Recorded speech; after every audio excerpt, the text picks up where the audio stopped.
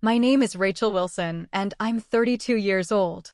Standing there in the pouring rain, my designer dress clinging to my skin, I realized my marriage was over. Derek had driven away, leaving me stranded outside the restaurant, all to teach me a lesson about prioritizing him over my career.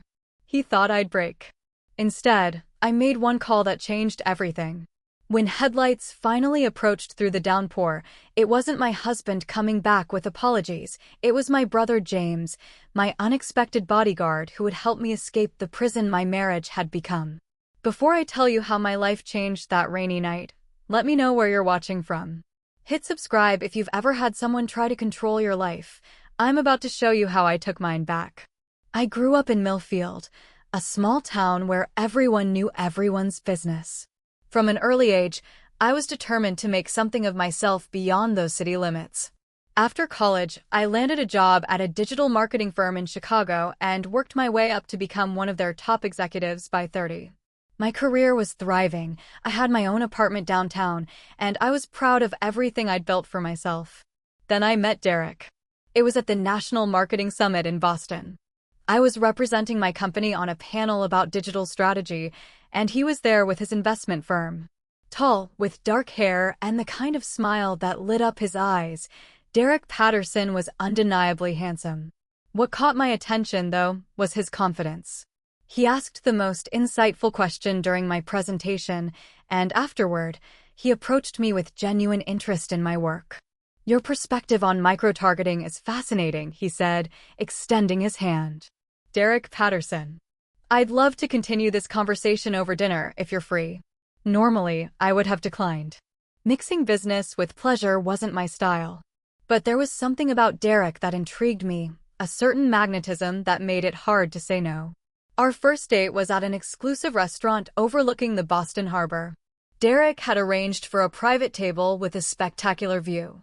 He ordered an expensive bottle of wine and listened attentively as I spoke about my career and aspirations. It felt refreshing to be with someone who seemed genuinely interested in my mind and ambitions. "You're different from other women I've dated," he told me. "They never had your drive or intelligence." I should have recognized this as a red flag, the subtle put-down of other women to make me feel special, but at the time, it felt like a compliment. After Boston, we began a long-distance relationship. Derek would fly to Chicago, or I would go to New York, where he lived. He sent thoughtful gifts to my office, handwritten notes with flowers, a first edition of my favorite book, a personalized planner with important dates already marked. His attentiveness made me feel valued in a way I hadn't experienced before. 3 months in, I noticed the first real warning sign. I had to cancel a weekend trip to New York due to an emergency client situation. When I called Derek to explain, his response seemed understanding. "Of course, Rachel. Your career matters. Handle your business and we'll reschedule."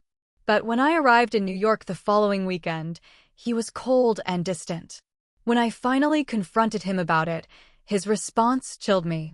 "I just wonder sometimes where I fall on your priority list," he said casually. "It seems like work always comes first." "That's not fair," I countered. "It was one emergency in 3 months." I know, he backpedaled with a smile that didn't reach his eyes. "I guess I'm just crazy about you and want all your time." His words smoothed things over, but the incident lingered in my mind. I introduced Derek to my closest friends during a weekend in Chicago. My best friend Madison, who I'd known since college, pulled me aside after dinner. "He's charming," she admitted, "but something feels off. The way he kept touching your arm when you were talking, almost like he was stopping you from saying something." "He's just affectionate," I defended, though I had noticed how Derek subtly redirected conversations whenever I spoke about my recent promotion. "Just be careful," Madison warned. "You've worked too hard to let anyone dim your light." I dismissed her concerns as overprotectiveness. After all, Madison had recently gone through a bad breakup. She was just projecting, I told myself. 8 months into our relationship, during a weekend at a luxury cabin in Vermont, Derek proposed. The setting was picture-perfect, snow falling outside, a roaring fireplace, and Derek on one knee with a stunning diamond ring. "Rachel, you've brought purpose and joy to my life in ways I never imagined possible. I want to build a future with you." Will you marry me? The rational part of me thought it was too soon.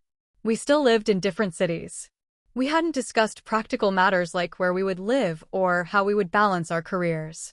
But the romantic atmosphere and the genuine look of love in Derek's eyes overwhelmed my hesitation. Yes, I said, and Derek slipped the ring onto my finger. When I called Madison to share the news, her silence spoke volumes. That's fast, she finally said. When you know, I replied, repeating Derek's words from the night before. Do you though? Rachel, you've always been the one with the 5-year plans. This doesn't sound like you. Her words stung because there was truth to them. I had always been methodical about major life decisions. But Derek made me feel like spontaneity could be beautiful too. I love him, Madison. I hope you can be happy for me. She sighed. You know I want you to be happy. Just make sure this is what you truly want. The wedding planning moved at whirlwind speed. Derek had connections with top vendors, and suddenly we were planning an elaborate affair at a historic mansion in Connecticut. I had imagined something smaller, but Derek insisted that we needed to make a statement. You only get married once, he said with a wink. The wedding was Instagram perfect, me in a custom designer gown, Derek handsome in his tuxedo, 200 guests including several high-profile business associates of Derek's, and a reception that went until dawn. As I looked around at the extravagance, I felt a twinge of disconnection. This lavish event didn't reflect my personality, but I pushed the thought away. This was just the beginning of our life together. For our honeymoon, Derek surprised me with a 2-week trip to Bali. At first, it was paradise, private villa, pristine beaches, and romantic dinners under the stars. But on the 4th day, I received an urgent email from my biggest client. They were facing a PR crisis and needed my input on the strategy. I just need 30 minutes on a call with them, I explained to Derek as we had breakfast on our villa's terrace. His expression darkened. We're on our honeymoon, Rachel. Surely someone else can handle it. It's my account. They're specifically asking for me. So your honeymoon is less important than work. The edge in his voice was unmistakable. It's not about importance. It's about responsibility, I tried to explain. Derek stood up abruptly. Take your call. I'm going for a swim. When I finished the call, which had indeed resolved the client's issue, I found Derek at the beach bar, 3 drinks in. All done saving the corporate world, he asked sarcastically. Derek, it was 30 minutes out of 2 weeks. It's the principle, Rachel. We just got married. This time should be sacred. I apologized to keep the peace, but something felt off about his reaction. It seemed disproportionate to the situation. After the honeymoon, we faced the question of where to live. My job was in Chicago, where I had established clients and was on track for another promotion. Derek's investment firm was headquartered in New York, but he had more flexibility to work remotely. I've been looking at houses, he announced one evening during a video call. In Chicago? I asked hopefully. In Greenwich, Connecticut. It's a reasonable commute to my New York office, and you can transfer to your company's East Coast division. I was stunned. We never discussed me leaving Chicago. I thought it was implied. My position has less flexibility than yours. That's not true. I've built relationships with clients here that I can't just hand off. Derek's voice softened. Rachel, think about it. Greenwich has better schools for when we have children. The property values are more stable. It makes financial sense. The mention of children caught me off guard. We had talked about wanting a family someday, but not in the immediate future. Still, his argument seemed logical, and I didn't want our marriage to start with a major conflict. 2 weeks later, Derek called me with excitement. I found our home. It's perfect 5 bedrooms, pool, home office space for both of us. You already looked at houses without me. I wanted to surprise you. The market moves quickly here. I'm emailing you the listing. The house was undeniably beautiful, but the price made my stomach drop. It was nearly twice what we had discussed as our budget. Derek, this is way over what we planned to spend. It's an investment in our future. Trust me, this is what I do for a living. Before I could properly process it, Derek had made an offer, and it was accepted. I would be moving to Connecticut, to a house I had never seen in person, leaving behind the career I had worked so hard to build. As I packed up my Chicago apartment, I caught myself thinking, if only I'd recognized then that his concern was actually control in disguise. The first few months in Connecticut followed a pattern. Derek would make a suggestion that actually served as a decision, and I would rationalize it as a necessary compromise for our marriage.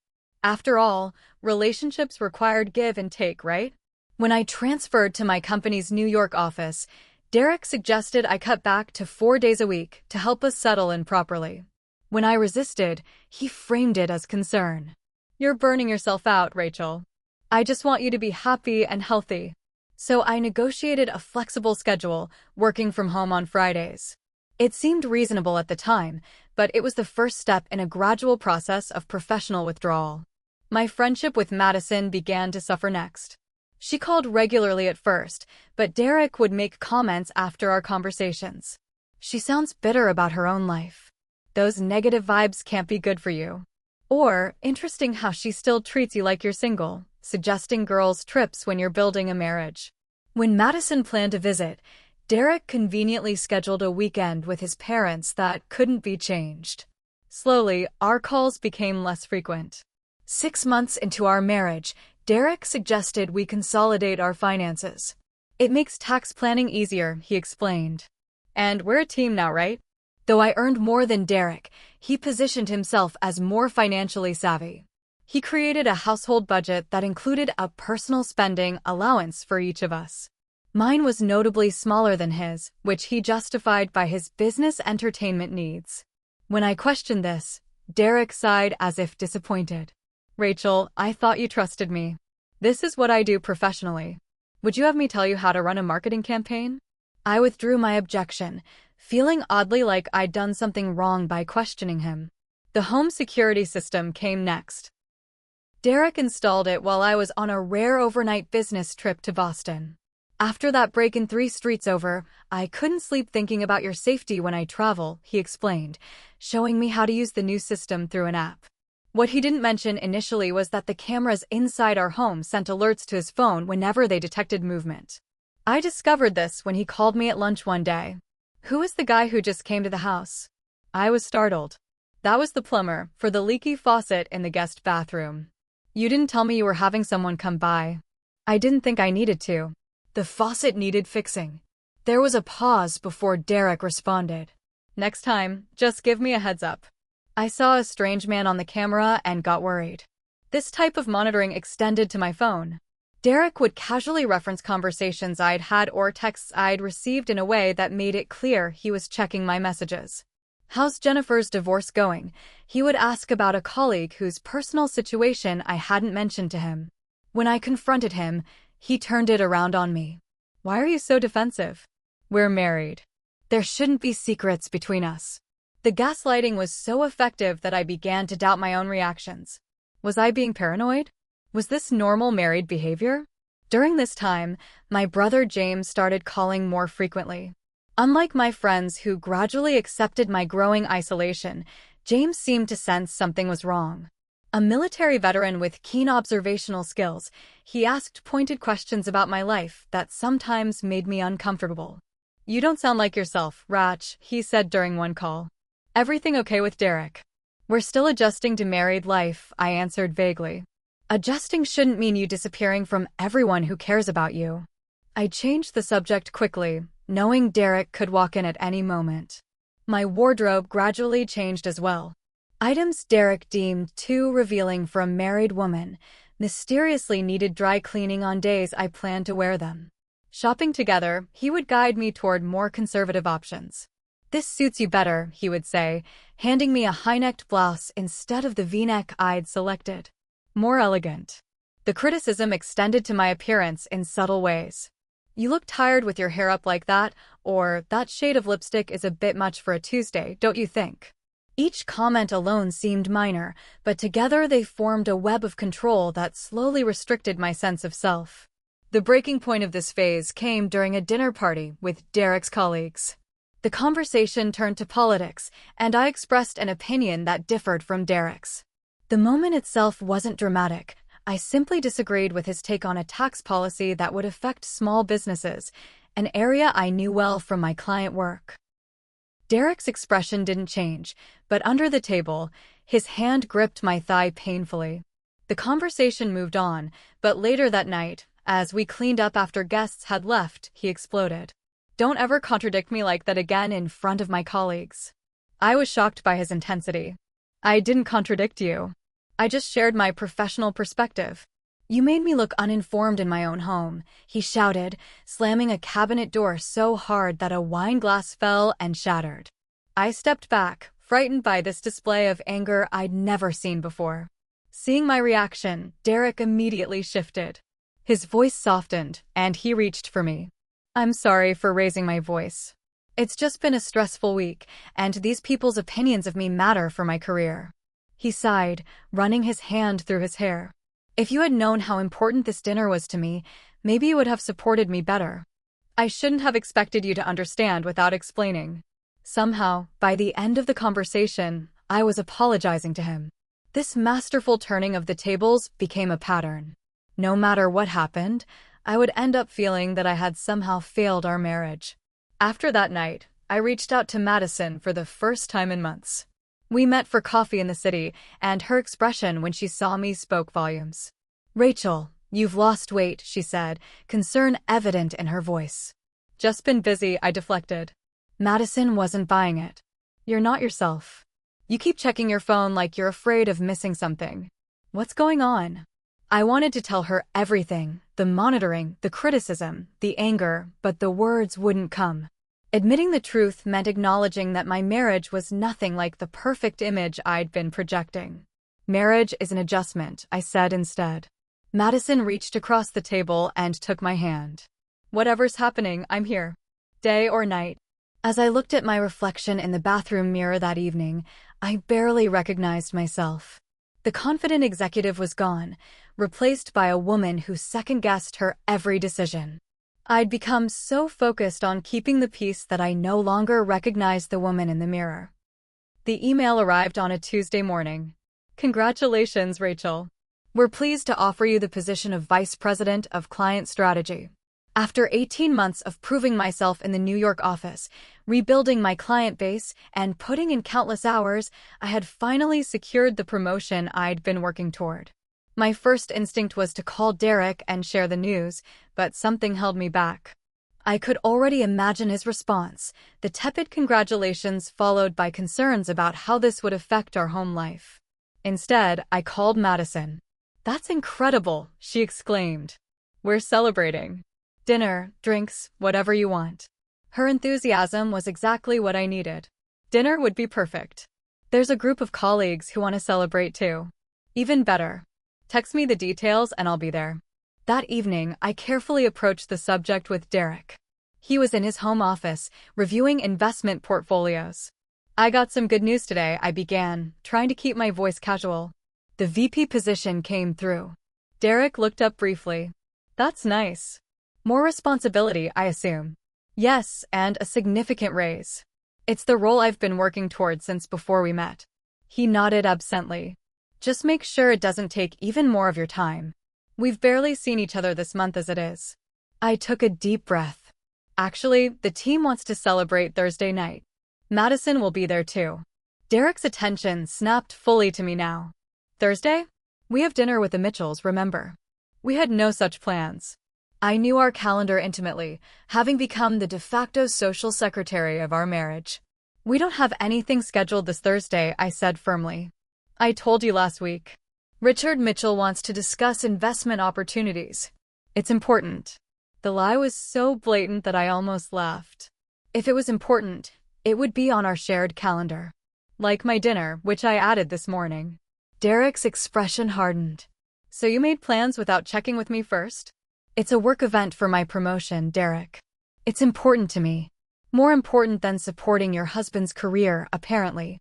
The familiar pattern was unfolding, Derek making me choose between my needs and his, then making me feel selfish for choosing mine. But this time, something in me refused to give in. "I'm going to this dinner," I stated, my voice steady. "If the Mitchells really exist and really want to meet, we can reschedule for another night." Derek stared at me for a long moment, then shrugged. "Fine. Go to your dinner. Don't expect me to rearrange my schedule when you decide my events matter. Thursday evening, I dressed carefully in a new outfit I'd purchased during my lunch break, a dark blue dress that made me feel powerful and professional. As I applied my makeup, Derek leaned against the bathroom doorframe. "You're really going through with this," he said, as if I was committing some betrayal. "Of course I am. It's my promotion celebration. And if I asked you not to go? As your husband." I met his eyes in the mirror. I would ask why my husband doesn't want me to celebrate a major career achievement. Derek's phone buzzed with a text. He glanced at it, then back at me. The Mitchells canceled anyway. Some family emergency. The fictitious Mitchells having a fictitious emergency would have been comical if it wasn't so manipulative. The celebration dinner was exactly what I needed, colleagues genuinely happy for my success, Madison's supportive presence, and a few hours where I felt like my old self again. I had arranged for a car service to take me home afterward, so I could enjoy a glass of champagne. As the evening wound down around 10, I noticed dark clouds gathering outside the restaurant windows. The waiter mentioned a severe thunderstorm warning for the area. I texted the car service to confirm they could still pick me up, only to receive a message that all drivers were currently occupied due to the weather. No problem, I thought. I'll call Derek. The rain had just started falling when I stepped outside under the restaurant's awning to make the call. Derek answered on the third ring. "Hey, the car service is backed up because of the storm. Could you come pick me up?" There was a pause before he responded. "You made your choice to go out tonight. Figure it out." I was stunned. "Derek, there's a thunderstorm. All the cars are booked. Maybe this will teach you to prioritize your marriage next time." The call ended. I stood there in disbelief, rain beginning to pour down around the edges of the awning. I tried calling him back, but he didn't answer. I tried ordering a rideshare, but the app showed wait times of over 40 minutes due to the weather. Madison had already left, taking the subway in the opposite direction of Connecticut. Most of my colleagues lived in the city. I tried the car service again, still nothing available. Finally, with no other options, I stepped out from under the awning into the downpour. Maybe I could find a taxi on the main avenue. Within seconds, I was drenched. The elegant dress that had made me feel so confident now clung uncomfortably to my skin. My carefully styled hair plastered against my face as thunder crashed overhead. After 15 minutes of futile searching for a taxi, I tried calling Derek again. Straight to voicemail. I stood at a street corner, rain beating down so hard it bounced off the pavement, and the reality of my situation hit me. My husband had deliberately left me stranded in a dangerous storm to punish me for celebrating my professional success. This wasn't love. It wasn't even basic human decency. With shaking hands, I scrolled through my contacts and called the one person I knew would never let me down. "James? I need help." My brother didn't ask questions when I explained where I was. "I'm on my way. Don't move. I'll be there in 30 minutes. For 45 minutes, I huddled under a store awning that provided minimal protection from the wind-driven rain. By the time headlights finally approached and slowed in front of me, I was shivering uncontrollably. James jumped out of his SUV and rushed to my side. "Jesus, Rachel, you're soaked through." He wrapped his jacket around my shoulders and helped me into the passenger seat, cranking up the heat. "Derek," he asked, his expression grim. "Refused to come get me. Said it would teach me a lesson." James's knuckles whitened on the steering wheel. A lesson about what? Being married to an asshole?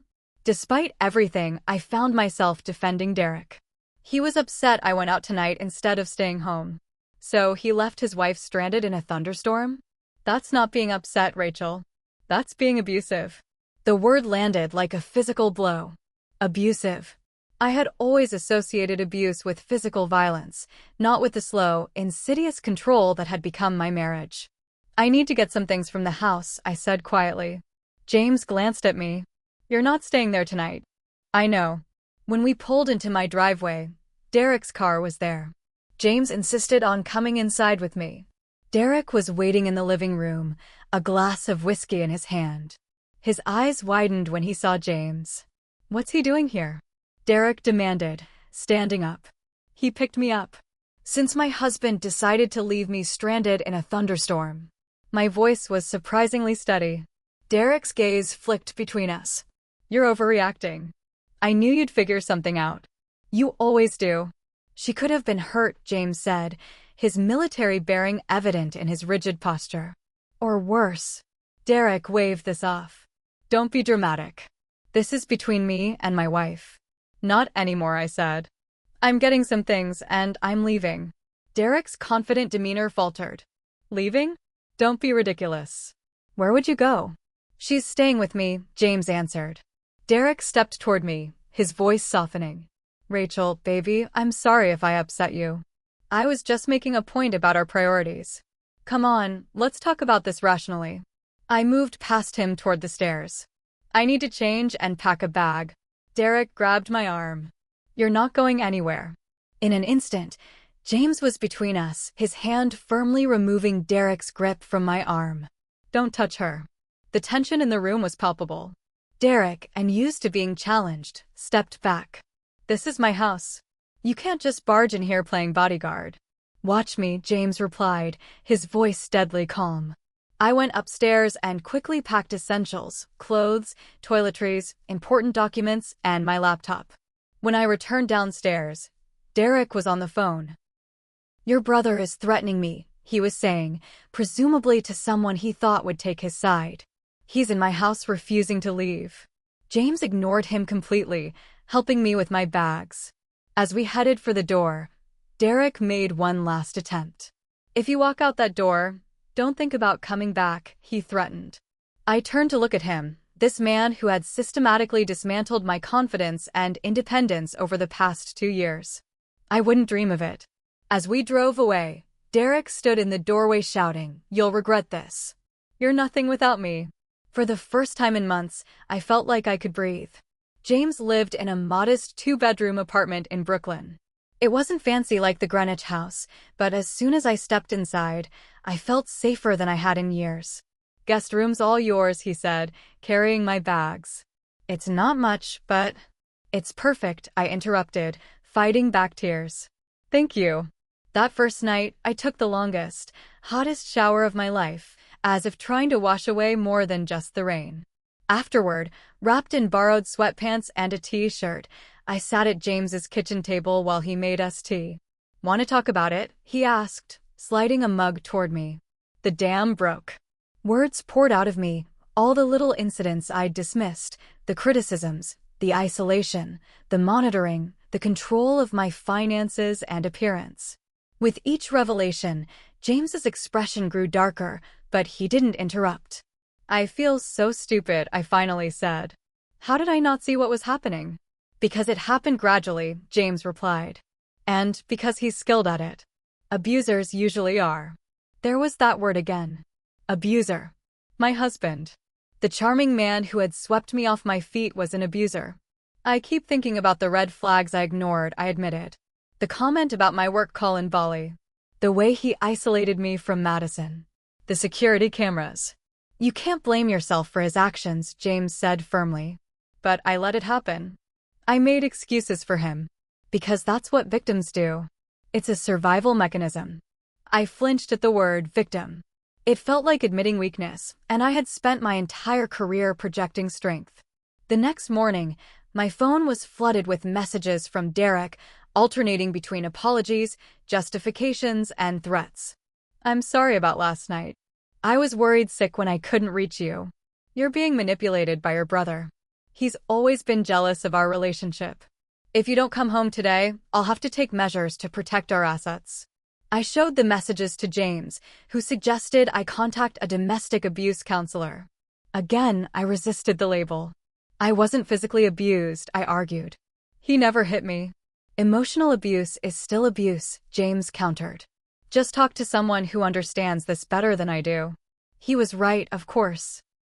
But accepting help meant accepting that I needed it, and that was a difficult pill to swallow for someone who had always prided herself on self-sufficiency.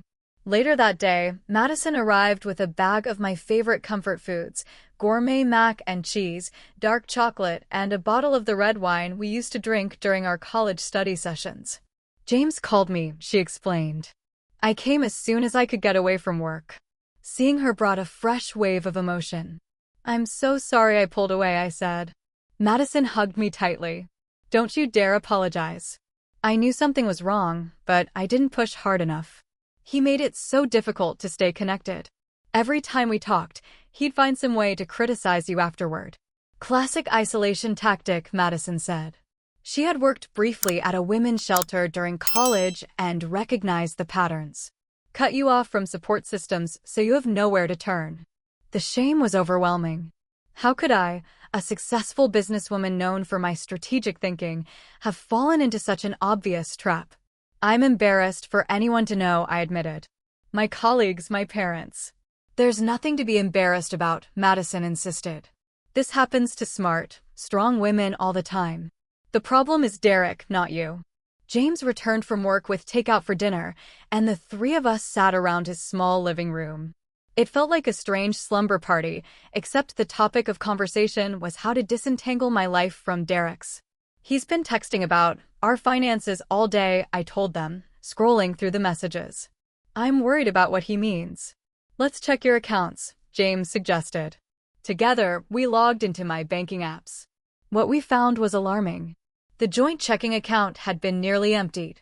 The savings account I thought contained my bonus from last year showed a balance of just under $2,000 when it should have held over $50,000. "He's been moving money," I realized, the panic rising in my throat. "I don't even know where it's gone." Madison, who worked in finance, took my phone. "Let me look at the transaction history." Over the past 6 months, Derek had been systematically transferring funds to accounts I didn't recognize. Small amounts at first, then larger sums as he grew confident I wouldn't notice. "This is financial abuse," Madison said bluntly. "And it's illegal since it's your earned income he's hiding." James took my phone next, scrolling through the apps. "You've got tracking software on here," he said, showing me an unfamiliar icon. "And your location sharing is enabled for all your accounts." It was dizzying to discover the extent of Derek's surveillance. No wonder he always seemed to know where I was and who I was talking to. I felt violated in ways I couldn't articulate. James helped me secure my digital privacy. Changing passwords, removing tracking apps, checking for spyware. We transferred what remaining money I could access to a new account at a different bank. It wasn't much, but it was a start. That night, I lay awake in James's guest room, my mind racing. How had I gone from being an independent, successful woman to someone whose husband controlled her finances, monitored her movements, and left her stranded in a storm as punishment? The person I had become in my marriage was unrecognizable to me. The next day, I reluctantly agreed to speak with a therapist who specialized in domestic abuse. Dr. Levine had a gentle manner that put me at ease almost immediately. "Many of my clients resist the term abuse at first," she explained. "There's a stereotype about what abuse looks like, and emotional and financial abuse often don't fit that image." As we talked, Dr. Levine helped me identify the patterns in my relationship with Derek, the love bombing at the beginning, the gradual isolation, the subtle put-downs disguised as concern, the financial control. "What you're describing is a textbook case of coercive control," she said. "It's about power, not love." "But there were good times too," I found myself saying. "He could be so attentive, so loving." "That's part of the cycle."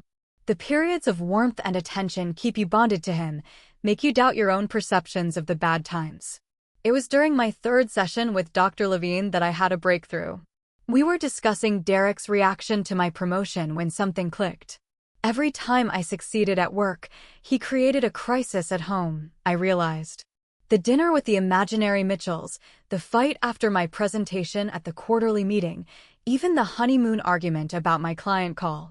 Success threatened his control, Dr. Levine nodded. If you felt confident and valued in your career, you might start questioning his treatment of you at home. The clarity was both painful and liberating. Derek didn't love me, he wanted to possess and control me. And when he couldn't, he punished me. With Madison's help, I found a lawyer specializing in high-conflict divorces. Jennifer Ramirez was a straight-talking woman in her 50s who had seen it all. "Men like your husband don't let go easily," she warned me during our consultation. "Be prepared for him to use every trick in the book to maintain control or punish you for leaving." She was right. Derek's tactics escalated as it became clear I wasn't coming back. He froze what accounts he could. He showed up at James's apartment unannounced. He called my parents with stories about me having a nervous breakdown. He even contacted my boss, suggesting I was unstable and making poor decisions at work. Each move was designed to isolate and destabilize me. But this time, I wasn't alone. James stood guard like the soldier he was. Madison helped me document everything for legal purposes. My parents, after an initial period of confusion, fully supported me once they understood the situation.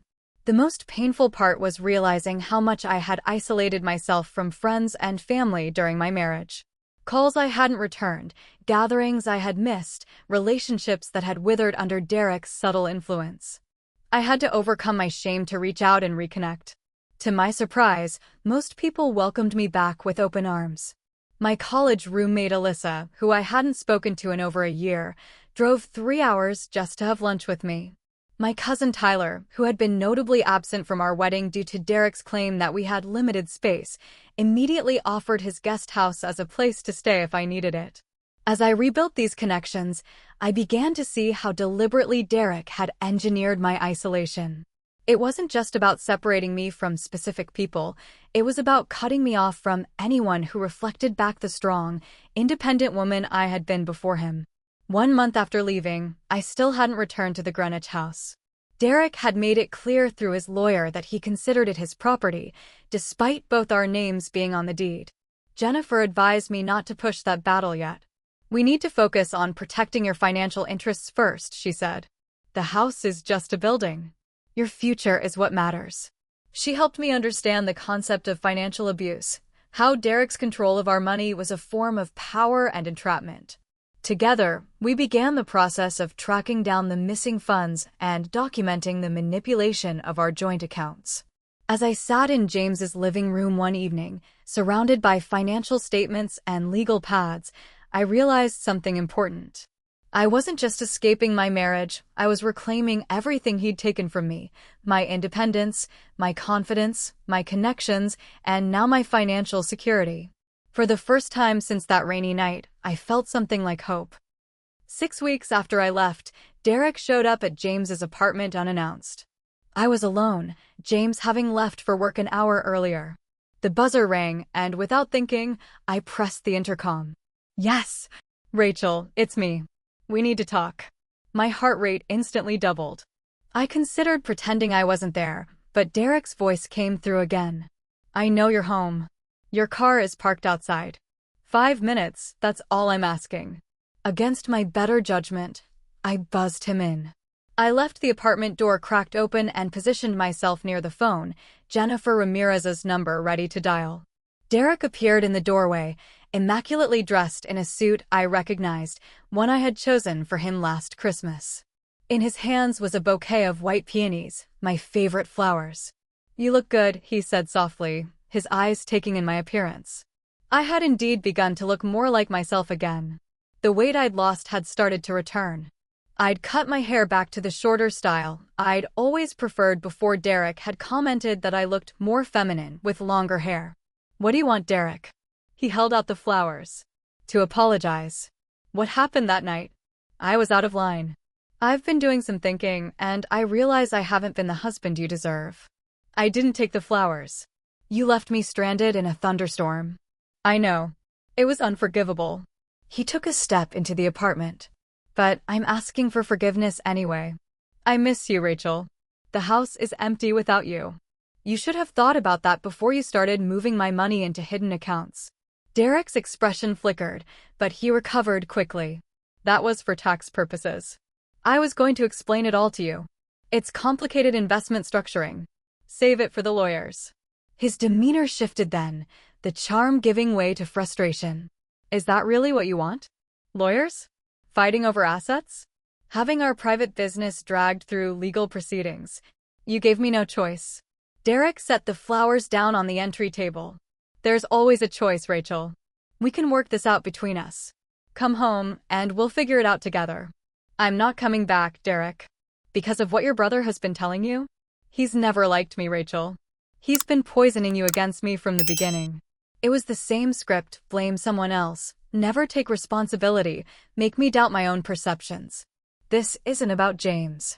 This is about how you treated me. The control, the isolation, the financial manipulation. Derek laughed incredulously. Control? I gave you everything. The house, the lifestyle, the freedom to pursue your career. Freedom? You monitored my phone. You installed cameras to watch me. You criticized my clothes, my friends, how I spent my time. I was protecting you. This world isn't kind to successful women. I was looking out for your best interests. The conversation was going in circles. Derek was never going to acknowledge the reality of his behavior. I want a divorce, I said clearly. Jennifer Ramirez will be contacting your lawyer about the financial discovery process. At the mention of the discovery process, Derek's facade cracked completely. You're making a mistake, he said, his voice hardening. You think you can just walk away and take half of everything? After I built our life. You built nothing. I earned more than you for our entire relationship. And now I know you've been hiding my money. Derek stepped closer, his body language suddenly intimidating. No judge is going to believe your crazy accusations. I have friends in the legal community. Your lawyer can't touch me. Before he could move closer, the apartment door swung open wide. James stood there, still in his work clothes, his expression murderous. Step away from my sister, he said quietly. Derek turned, visibly startled. This is a private conversation between husband and wife. Not anymore, James replied, moving to stand beside me. Rachel asked you to leave. You don't understand what you're getting involved in, Derek warned. I understand perfectly, James countered. I understand that you've been financially and emotionally abusing my sister, and now you're here trying to intimidate her. Derek scoffed. Abuse? That's what she's calling it now? Setting boundaries in a marriage is abuse. Leaving your wife stranded in a storm is abuse, James shot back. Hiding her money is abuse. Making her feel crazy for having friends is abuse. Derek turned to me, ignoring James. Is that what you've been telling people? That I abused you? Do you have any idea what that could do to my reputation, my career? The selfishness of his concern, not for my well-being, but for his reputation, crystallized everything. I've only told the truth, Derek. If that damages your reputation, perhaps you should have behaved differently. Derek's expression darkened. You'll regret this, Rachel. When you're struggling to pay your bills, when your career stalls because you don't have my connections, you'll remember what you threw away.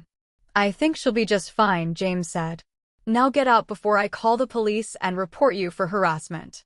For a moment, Derek looked like he might argue further. Then, with a cold smile, he turned to leave. At the door, he paused. Everything I did was for us, Rachel. For our future. Someday you'll understand that. As the door closed behind him, my legs gave way, and I sank onto the sofa. James sat beside me, his hand on my shoulder. You okay? I nodded, though I was trembling. How did you know to come back? Building security called me. They know I live alone, so when they saw a man they didn't recognize enter the building, they checked the visitor log. When they saw no one had been signed in, they called me. I made a mental note to send the security team a massive gift basket. He brought my favorite flowers, I said, looking at the abandoned bouquet. As if flowers could make up for everything he did. Classic manipulation tactic, James replied. When threats don't work, try love bombing. I almost felt sorry for him for a moment. He seemed so genuinely bewildered that I would call his behavior abuse. That's because in his mind, he was entitled to control you.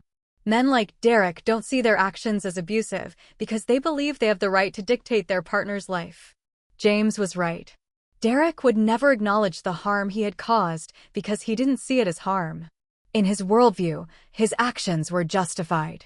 Later that afternoon, I received a flurry of texts from Derek, alternating between self-pity and threats. I poured my heart out to you, and you had your brother there to ambush me. You've made a powerful enemy, Rachel. I hope it was worth it. When this is all over, don't come crawling back. I showed the messages to Jennifer, who advised me to save them but not respond. This is all evidence of his character, she explained. And it shows he's starting to realize he's losing control. That evening, I went out with Madison for dinner, my first social outing without constantly checking my phone for Derek's messages. As we were leaving the restaurant, I felt a moment of panic when I spotted a figure that looked like Derek watching from across the street. By the time I pointed it out to Madison, the figure was gone. Even if it was him, he can't hurt you, Madison reassured me. You're not alone anymore. But the fear lingered. Derek knew where I worked, where James lived, which restaurants I frequented. The sense of being watched was hard to shake. When I returned to James's apartment, he was waiting with an unexpected proposition. I think you should learn some basic self-defense, he said. Not because you'll need it, but because it might help you feel more secure. The idea hadn't occurred to me, but it made sense. Physical empowerment could help counteract the psychological vulnerability I was feeling. I'd like that, I agreed. The next day, in James's living room with the furniture pushed back, he began teaching me simple techniques: how to break a grip on my wrist, how to create distance between myself and an attacker, where to strike if I needed to incapacitate someone quickly. The goal isn't to win a fight, James explained. It's to create an opportunity to get away safely. As I practiced the movements, something shifted inside me. For so long, I had felt powerless in my own life. Now, with each blocking move and strategic step, I was reclaiming my agency in the most literal sense. James noticed the change too. You're smiling, he observed. I was. For the first time in weeks, I wasn't thinking about Derek or the divorce or the money. I was fully present in my body, focused on my own strength and capability. That night, I called Jennifer with a decision. I'm ready to file the divorce papers, I told her. I don't want to wait any longer. Are you sure? She asked. We're still gathering evidence on the financial situation. I'm sure. I need to move forward. The following week, Jennifer presented me with the divorce petition. As I signed my name to the document, I felt a weight lift from my shoulders. No matter what challenges lay ahead, I had taken the first step toward freedom. When Jennifer's assistant delivered the papers to Derek, his response was swift and vicious. He called my office, my parents, even old college friends, spinning a story about my mental breakdown and how James was manipulating me during a vulnerable time. Most people saw through it, but some didn't. A couple of Derek's business associates who I had considered friends reached out with concerned messages about my erratic behavior and hasty decisions. It hurt, but it also clarified who truly knew me and who had only ever known the version of Rachel that Derek had allowed them to see. At Jennifer's suggestion, I joined a support group for survivors of emotional abuse. Sitting in a circle with women from all walks of life, a pediatrician, a stay-at-home mom, a college professor, a retail worker, I was struck by how similar our stories were despite our different backgrounds. I kept thinking I was crazy, said Ellen, a soft-spoken woman in her 50s. He would move things in the house and then deny touching them. By the end, I was questioning my own sanity. Mine monitored the mileage on my car, added Tanya, a young paralegal. If I drove more than he thought I should have, I had to account for every mile. Each story contained elements I recognized from my own marriage. The patterns of control, isolation, and gaslighting were remarkably consistent. It was simultaneously disturbing and validating. After one session, I stayed to help stack chairs. The group facilitator, a former abuse victim herself, approached me. You're making amazing progress, Rachel, she said. I hope you know that. It doesn't always feel like progress, I admitted. Sometimes it feels like I'm just treading water. That's normal. Recovery isn't linear. But from where I'm standing, you've come a long way in a short time. She was right. 6 weeks ago, I had been standing in the rain, broken and defeated. Now I was taking control of my divorce, rebuilding relationships, and even helping other women by sharing my experience. Each signature on a legal document, each self-defense move mastered, each reconnection with a friend was a piece of my soul reclaimed. After 2 months of living with James, I found an apartment of my own. It was a 1-bedroom in Brooklyn with good security, key fob entry, doorman, and no exterior-facing windows on the first floor. The rent was steep, but my promotion provided enough income to manage it comfortably, even with the legal fees mounting. James helped me move in, installing additional locks on the door and setting up a security camera in the hallway. Some might have called it paranoia, but after Derek's unpredictable behavior, these precautions helped me sleep at night. Madison and a few other friends helped decorate the space. For the first time in years, I chose exactly what I wanted: bold colors, contemporary art, and comfortable furniture that prioritized function over appearance. There wasn't a single item that Derek would have approved of, and that was precisely the point. "This place is so you," Madison commented as we arranged books on the shelves. "The real you, not the Greenwich version." She was right. The apartment reflected the woman I had been before Derek and was becoming again, independent, practical, and unapologetically herself. My new home became my sanctuary, but the outside world still contained reminders of Derek's influence. The divorce proceedings moved forward, but Derek fought every step of the way. He challenged the financial discovery process, lost important documents, and delayed responding to court orders. Jennifer remained unruffled. "This is all standard procedure for someone like him," she assured me. "He's trying to wear you down, make the process so exhausting that you'll settle for less just to be done." But I wasn't willing to settle. The financial investigation had revealed that Derek had hidden nearly $200,000 of my earnings in various accounts. Some were in his name alone, others in shell companies I had never heard of. Jennifer was building a solid case for financial fraud. Meanwhile, Derek found new ways to intrude on my life. When he learned I had moved out of James's apartment, he began sending packages to my office, sometimes gifts, sometimes items from our house that he claimed I had forgotten. My boss, Michael, had been supportive throughout the divorce process. When I first explained what was happening, he offered flexibility with my schedule and understanding about the occasional personal call I needed to take during work hours. But even his patience was tested when Derek began calling the office multiple times a day. "We need to talk about this," Michael said, closing his office door during one of our weekly check-ins. "Derek called 3 executives yesterday claiming you were misusing company resources for your personal legal battle." My stomach dropped. "That's completely false." "I know that," Michael assured me. "No one is questioning your professionalism. But his behavior is becoming disruptive." We worked out a plan. My direct line was changed to a new number that only key contacts received. The receptionist was given a list of approved callers, with instructions to take messages from anyone not on the list. IT set up filters on my work email to flag messages from Derek or his known associates. These measures helped, but they couldn't completely shield me from Derek's attempts to undermine my career. He reached out to clients, suggesting I was too emotionally unstable to handle their accounts. He showed up at industry events I was scheduled to attend, forcing me to either confront him or withdraw from professional opportunities. The most painful part was watching him turn mutual friends against me. Derek was charming and persuasive, and his version of events, that I had abandoned our marriage during a rough patch, influenced by my brother's dislike of him, was believable to those who didn't know the full story. People I had considered friends took sides, some explicitly, others by simply drifting away.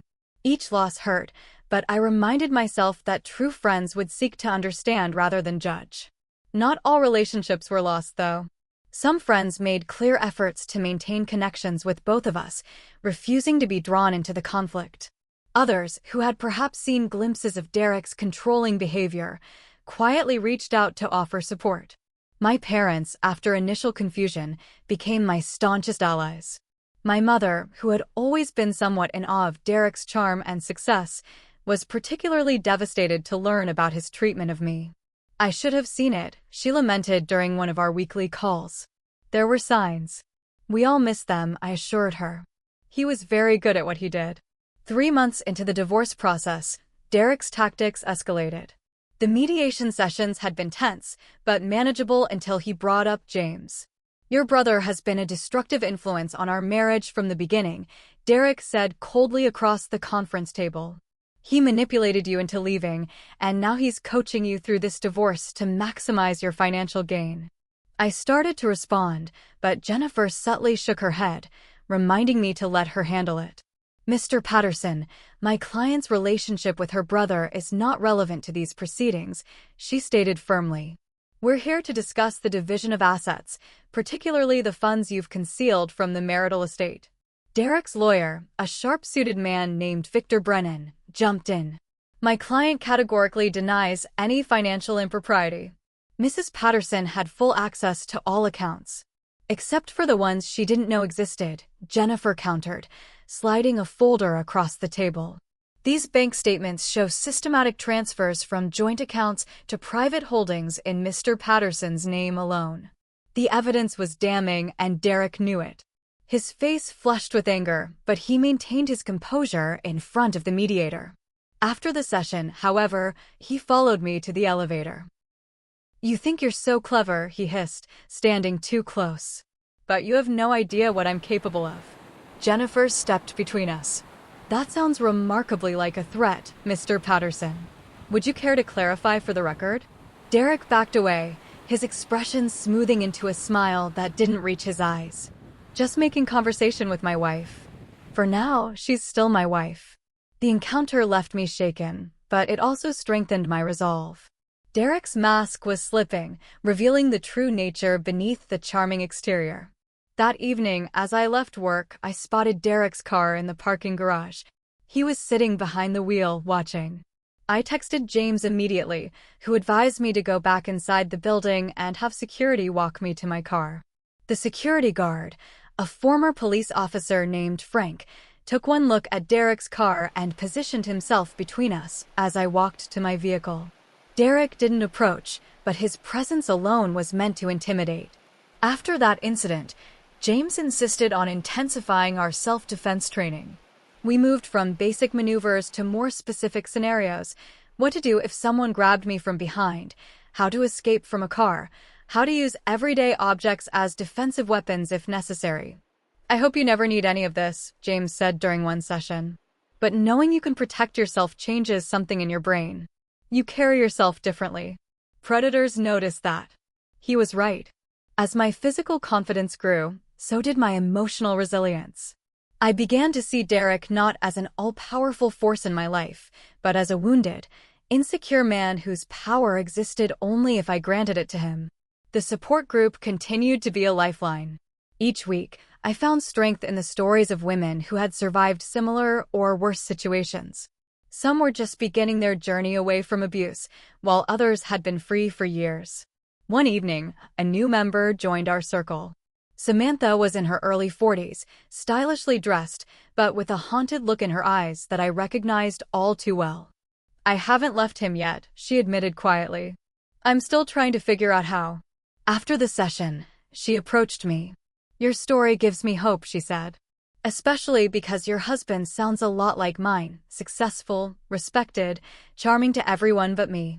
We exchanged numbers, and I found myself becoming an informal mentor to Samantha as she made her own escape plan. The experience of helping someone else navigate the early stages of leaving an abusive relationship was unexpectedly healing for me. You're good at this, the group facilitator commented one night. Have you ever thought about training to become a peer counselor? I hadn't, but the idea took root. Perhaps someday, when my own journey was further along, I could use my experience to help others in a more formal capacity. 6 months into the divorce, we finally had a breakthrough. Jennifer's financial investigation had uncovered enough evidence of Derek's financial manipulation that his lawyer advised him to settle rather than risk a trial that would expose his actions fully. The day I received the draft settlement agreement, I sat in Jennifer's office, struggling to process what it meant. He's offering everything we asked for, I said, scanning the document. Full disclosure of all accounts, equal division of assets, and no alimony claims on either side. Jennifer nodded. He knows he's cornered. If this went to trial, he'd not only lose financially, but his professional reputation would be damaged by the evidence of fraud. So it's really almost over? There's still paperwork and the final hearing, but yes, the hardest part is behind you. I left her office in a daze, emotions swirling too quickly to identify. Relief, vindication, sadness, hope, they all blended together as I walked through the autumn streets of New York. That evening, alone in my apartment, I opened a bottle of wine and allowed myself to fully feel everything I had been holding at bay. I cried for the young woman who had fallen in love with Derek's false persona. I cried for the dreams that had died and the years lost to his control. But mostly, I cried from relief that I had found the strength to leave before he had completely erased who I was. As I signed my name to the settlement agreement the next day, each signature felt like reclaiming a piece of my soul. 6 months after the settlement, I stood in my Brooklyn apartment, rearranging furniture and hanging a new piece of art, a vibrant abstract painting that represented chaos transforming into order. It felt symbolic of my journey. The final divorce hearing had been anticlimactic. Derek showed up impeccably dressed, his expression neutral as the judge reviewed our settlement agreement. It was only when the judge ruled officially in line with our agreed terms that I saw a flash of the real Derek, a momentary look of rage quickly masked by his practiced charm. As we left the courthouse, Derek approached me one last time. "I hope you're satisfied," he said, his voice low. "You've taken everything I built." Before I could respond, James and Madison appeared on either side of me, a protective formation we had planned in advance. Madison linked her arm through mine while James positioned himself between Derek and me. "It's over, Derek," I said simply. "Go live your life and let me live mine." His eyes narrowed. "This isn't the end, Rachel." "Actually, it is," James interjected. "Any further contact will violate the harassment provisions in the settlement." "I'm sure your lawyer explained the consequences." Derek's jaw tightened, but he said nothing more. As he turned and walked away, I felt the last chains of my marriage fall away. The months that followed were focused on rebuilding. My career flourished with the promotion, my team exceeding targets for 3 consecutive quarters. The professional confidence that Derek had worked so hard to undermine returned stronger than before. Financially, I was on solid ground. The settlement had recovered most of the money Derek had hidden, and my salary provided more than enough for my needs. I started rebuilding my savings and making smart investments, not through Derek's financial advisor friends, but with a fiduciary recommended by Jennifer who had experience working with divorced women. My social life expanded beyond what it had been even before Derek. Madison remained my closest friend, but I also developed new friendships through work, my support group, and a photography class I had started taking on weekends. The class was particularly therapeutic. Capturing beauty and truth through my own lens felt like the perfect metaphor for my new perspective on life. Dating again was a slow and cautious process. The first time a colleague asked me to dinner, I had a panic attack in the restaurant bathroom. It was too soon. But eventually, I accepted a coffee date with Mark, a landscape architect I met through my photography class. We took things very slowly, and his patience and respect helped me recognize what a healthy connection should feel like. Therapy remained a constant throughout this period. Dr. Levine helped me process not just the trauma of my marriage, but also its lasting effects on how I viewed relationships and trust. "It's normal to have triggers," she explained during one session. "The key is recognizing them for what they are, echoes of past trauma, not warnings about your current reality." Those triggers could be unpredictable. Once, Mark reached across the table to check the time on my phone, and I felt an immediate surge of anxiety. Another time, when he suggested a restaurant for dinner, I found myself automatically deferring to his choice rather than expressing my own preference. Each incident became an opportunity for growth rather than a setback. I learned to communicate these moments to Mark, who listened without judgment. His response, "Thank you for telling me," was so different from what I had grown accustomed to with Derek that it sometimes brought tears to my eyes. The support group transitioned from a lifeline to a community where I could offer as much help as I received. New members would often look to those of us further along in our healing journey for reassurance that the pain and fear wouldn't last forever. "The first year is the hardest," I told a woman who had left her husband just weeks earlier. "But it gets better. You get stronger." I began compiling resources, lawyers who specialized in abusive divorces, financial advisors who understood economic abuse, therapists with experience in trauma recovery. What started as a personal reference list became a guide I shared with others in similar situations. My relationship with James evolved as well. The crisis of my marriage and escape had brought us closer than we had been since childhood. Our weekly self-defense sessions continued, though they were less about protection now and more about the confidence and discipline the practice instilled. "You know you don't need me as a bodyguard anymore," James commented after one session. "I never really did," I replied. "I just needed someone to remind me of my own strength." It wasn't all smooth sailing. Derek made sporadic attempts to re-enter my life, though they grew less frequent over time. Once, flowers arrived at my office with no card.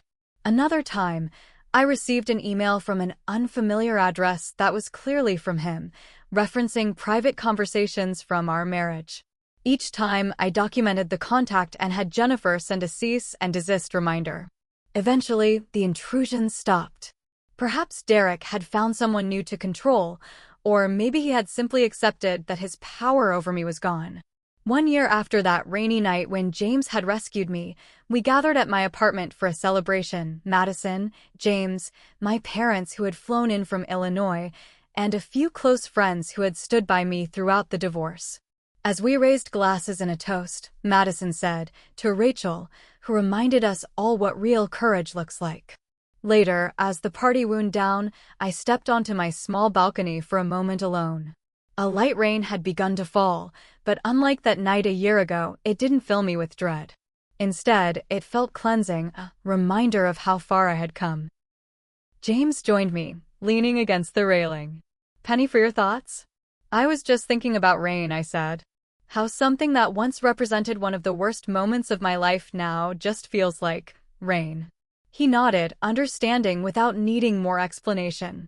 "That's healing for you." "I never properly thanked you," I said, turning to face him. "Not just for that night, but for everything after." "You don't need to thank me. You did the hard part yourself." "Still, I don't know if I would have found the courage without you." James shook his head. "The courage was always there. You just needed someone to hold the space until you could see it again." Inside, Madison was organizing a game, calling for us to rejoin the group. As James headed back in, I lingered for one more moment in the gentle rain. The night he left me in the rain was the night I found my way back to myself. And that journey, though painful, gave me something no one can ever take away again, the knowledge that I am enough, exactly as I am. Have you ever experienced someone trying to control your life or had to rebuild after a toxic relationship? Share your story in the comments. If this resonated with you, please like and subscribe for more stories of resilience and healing. Remember that you deserve respect and love that builds you up, never tears you down. Thank you for listening to my journey, and may you find the strength to walk away from anything that diminishes your light.